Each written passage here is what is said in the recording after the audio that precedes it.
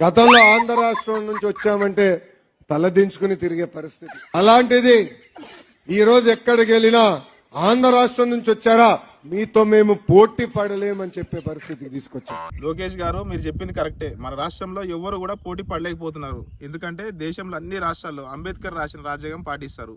కానీ ఏపీలో లోకేష్ రాసిన రెడ్ బుక్ రాజ్యాంగాన్ని అమలు చేస్తున్నారు. ప్రధాన ప్రతిపక్ష నేతలకు సానుభూతి పరులపై అక్రమ కేసులు పెట్టి వేధిస్తున్నారు. ఇలా ఏ రాష్ట్రంలో లేదు మన దేశంలో. మనలా ఎవ్వరూ చేయరు, ఎవరు పోటీ పడరు.